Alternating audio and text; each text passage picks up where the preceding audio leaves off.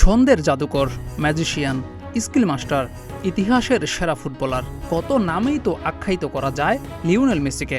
তার মতো footballer football বিশ্বে আর আসবে কিনা সেটা নিয়েও তর্ক বিতর্ক জুড়ে যায় চায়ের আড্ডায়।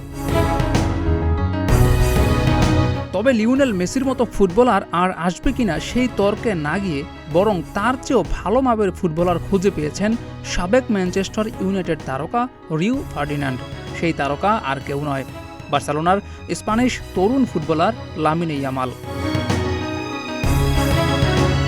বার্সেলোনাতে খেলা তরুণ লামিনে ইয়ামালকে অনেকেই বার্সেলোনার মেসির উত্তরসূরি হিসেবে বিবেচনা করছে। ইতিমধ্যে বার্সেলোনার মূল দলের গুরুত্বপূর্ণ সদস্য হিসেবে নিজেকে প্রতিষ্ঠিত করা ইয়ামালের মাঝে এমন কিছু দেখেছেন ফার্ডিনান্ড যা এই বয়সের মেসির কাছেও দেখেননি তিনি।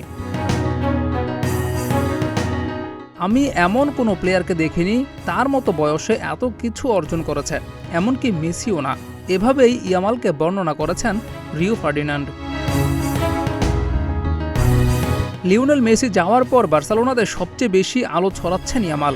মেসির পর তার হাতে বার্সেলোনার ভবিষ্যৎ দেখছেন অনেকে। বিশ্বের বড় বড় সাবেক বর্তমান ফুটবল বিশ্লেষকরা পঞ্চমুখ এই তারকার প্রশংসায়। এর আগে আনসু ফাতিও আলো ছড়িয়েছিলেন বার্সেলোনাতে, কিন্তু অচিরেই সেই প্রদীপ নিভে গিয়েছিল।